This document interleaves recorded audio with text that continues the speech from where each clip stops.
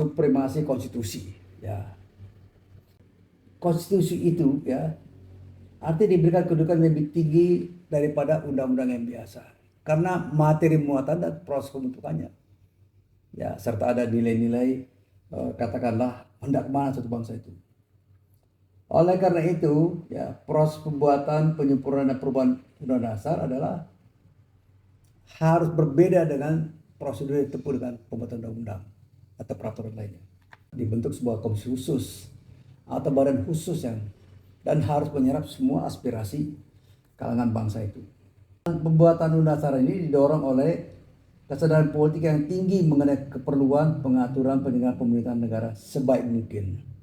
Jadi konstitusi tidak boleh dibuat hanya dengan untuk kepentingan segelintir orang atau untuk mempertahankan kekuasaan sebagaimana terjadi di Myanmar misalnya. Konstitusi dirubah untuk memperkuat kedudukan rejim militer. Atau di Thailand ya. Konstitusi dibuat untuk kepentingan pemerintahan yang dipegang atau dikelola tentara. Ini kan suatu kenyataan juga. Dan Thailand itu silih berganti, tumbuh tuh demokrasinya mati, tumbuh mati. Pemerintah sipil yang terpilih secara demokratis dikudeta oleh tentara. Jadi Thailand itu perkembangan demokrasinya ya naik turun. Kacuber nih ya menempatkan konstitusi pada kedudukan yang tinggi, ada semacam jaminan. Supremasi konstitusi memberikan suatu jaminan ya. Konstitusi akan diperhatikan dan ditaati dan menjamin agar konstitusi tidak akan dirusak dan diubah begitu saja secara serampangan. Ya nggak boleh serampangan. Jadi mulai perdebatan ya. Kalau kita melalui diskusi sepanjang bulan Mei sampai Agustus. Dan perubahan harus dilakukan secara hikmat, penuh kesungguhan dan pertimbangan yang mendalam. Jadi penambahan terutama pasal 28 itu menjadi A sampai Z misalnya, A sampai J atau I itu diskusi yang mendalam dengan para pakar ya. Nah, agar dapat dilaksanakan dengan baik, maka perubahan pada masyarakat adalah suatu proses dan prosedur yang khusus atau istimewa. Jadi bukan sembarangan. Dan orang yang duduk di PAS 1 beserta anggota-anggotanya adalah orang-orang yang mewakili kapabilitas ilmu, hukum, tata negara, politik dan sebagainya. Ya, itu ya. Saya pun pernah duduk di Komisi Konstitusi yang menilai drafting konstitusi itu bagaimana. Ya. Pendapat lain yang untuk memperkuat ini pendapat dari James Rees ya. Dia mengatakan motif politik yang menonjol dalam penyusunan dasar adalah satu, keinginan untuk menjamin hak rakyat untuk mengendalikan tingkah laku penguasa. Penting. Ya. Kenapa? Misalnya bisa dilihat dari check and balance. Ya, perimbangan kekuasaan di antara 3 pilar kekuasaan utama, yudikatif, eksekutif, dan legislatif. Contoh misalnya pembuatan undang-undang. Kekuasaan sekarang ada di tangan DPR. Tapi presiden bisa mengajukan usul. Ya. Secara kelembagaan negara. Ya, itu ya. DPD bisa mengajukan usul kepada DPR.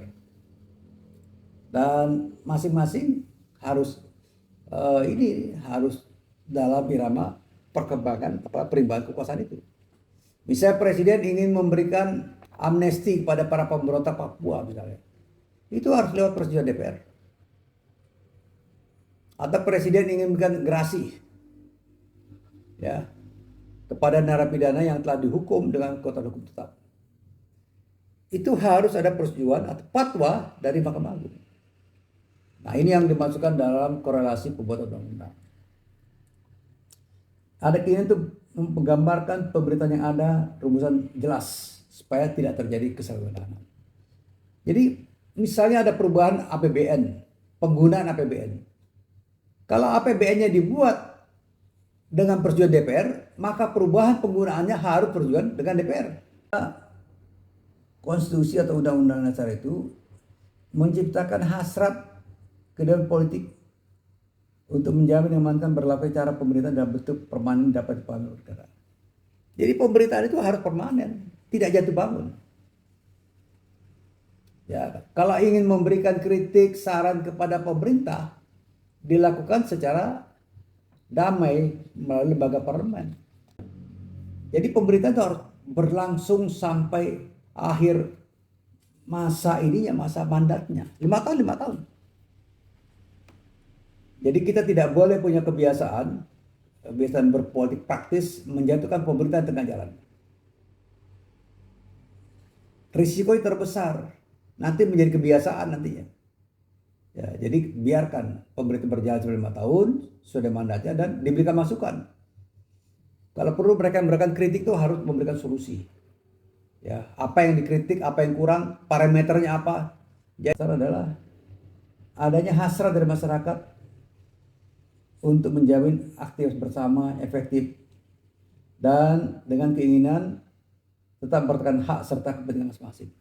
Jadi pengaturan tentang hak asasi manusia itu ya untuk orang per orang juga ada kewajiban asasi. Misalnya demo, Anda harus memberitahukan petugas kepolisian supaya bisa dijamin berlangsung demo secara damai tertib. Kemudian tidak boleh mengganggu aktivitas orang lain.